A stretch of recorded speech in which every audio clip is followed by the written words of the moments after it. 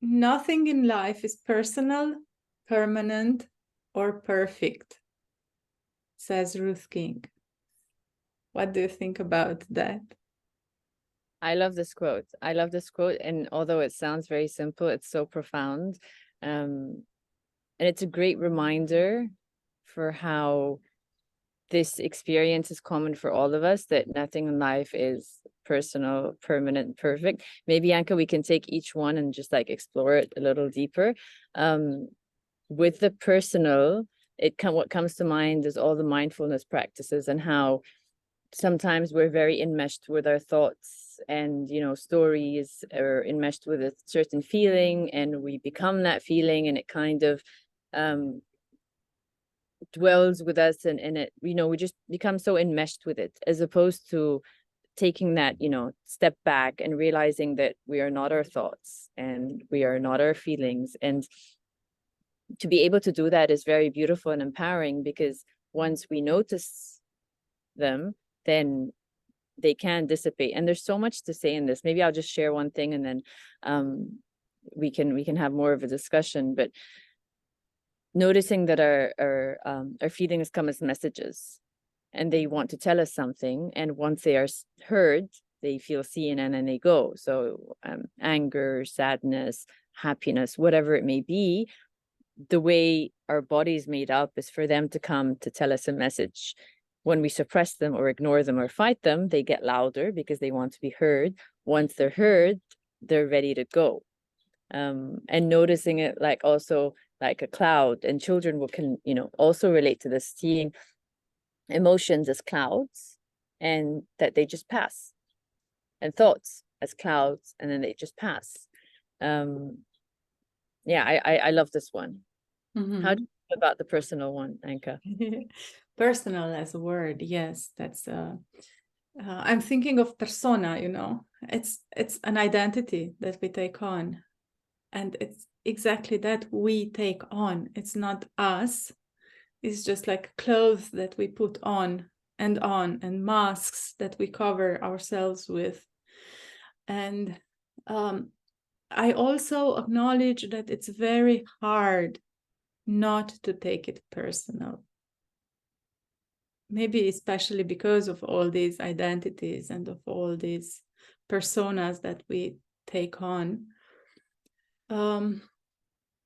And what I'm thinking of is a child, when they are really angry or upset, and they cry and they hit you and they shout, "I hate you." And it's tough not to take it personal, right? Because it hits your mother personality, maybe, or father, or how do you dare talk to me like that, or how can you say that? And we think it's also permanent if we go to the next one, right? Like if they say, "I hate you," they hate us forever.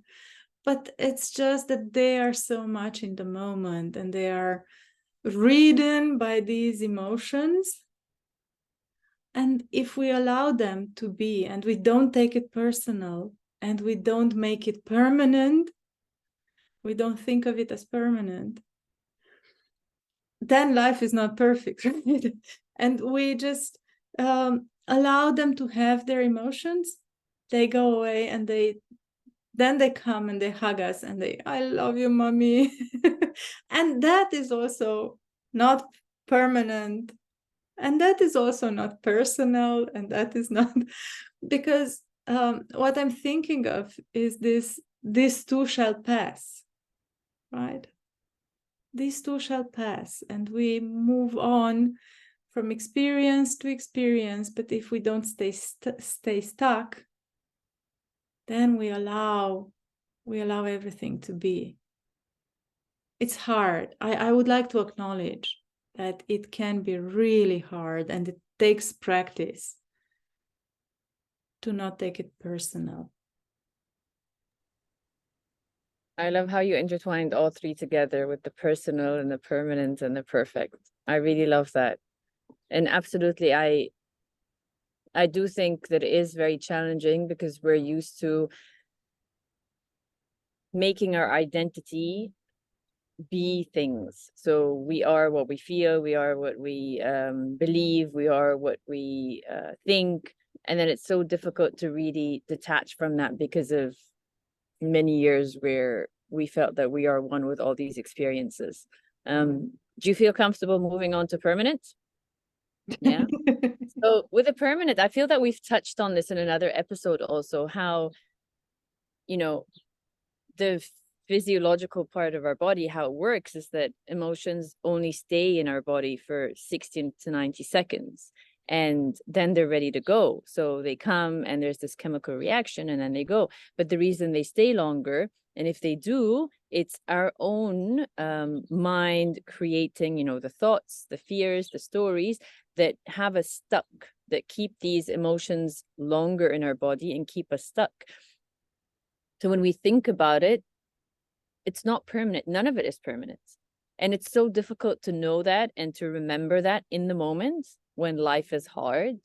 And sometimes it is hard and there are challenges and there are struggles, and it's so difficult to remember that. But also on the other side, you know, or on the other hand, and I don't want to speak of duality, but on the other hand, when things are more, you know, grounded and flowing and smooth, it is also difficult to remember the struggles and the challenges. But the beauty is to know that it's not permanent and it's always ever changing and it's always ever flowing. And I think that's really empowering also to have less attachment to any part of it. Mm-hmm.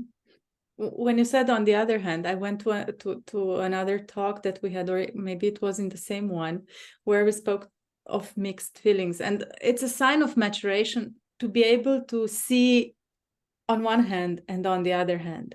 And whenever we get caught in this now, and I'm not going to get out of it, and it's so much, and then it's clearly that we are sometimes below 6, somewhere below 6. It's clearly a sign of not of maturation, of not enough maturation. And then that's how we can also get unstuck. If we have someone, if we go back to the child who says, I hate you, to have the adult present who says, I know, that's hard. And you can express whatever you feel. And that helps us move, because emotion comes to stir us up, to move something within. And then we allow it to move us, to literally move us, right? Yeah, absolutely. And perfect. So what is perfect, Anca? What is perfect? Oh, so I'm a recovery perfectionist. Same? I think many of us, especially women, are. And it's so hard sometimes. I see that I go towards this word now. I hear myself going to the hard, perfect. The perfection is that we are just imperfect. And I remember now something that Maria Montessori said, that we cannot even develop if it were for the two of us to be perfect, there would be no communication, no evolvement, no place to evolve to, because we are just perfect. But the beauty of it is that we are not perfect, right? That we are perfectly imperfect human beings. And that everything that's happening is exactly what's meant to happen at exactly this time and for exactly that reason. And I know it's easier said than done, but the practice of hindsight really works when we can look back and see, okay, this is why this happened in my life, and this is why I'm here now. And really looking back to understand how it was actually perfect for that time. And this is what needed to happen. Mm-hmm. Exactly. Yes. And for our children, how do we teach them to be perfect and to be perfectionist? Perfectionistic, I don't know the word in English, but I think it's every time that we acknowledge when they do something perfect, and we tell them, oh, that's perfect, and but we don't help them actually when we do that, right? And I like how you said in another episode that it's not the error. It's a trial. We can call them trials, not errors. And we need those in our lives. And to also be joyful and to show that to our children when they don't get it perfectly, because that's an opportunity to grow. I like the motto of practice makes progress instead of the practice makes perfect. Yeah, exactly.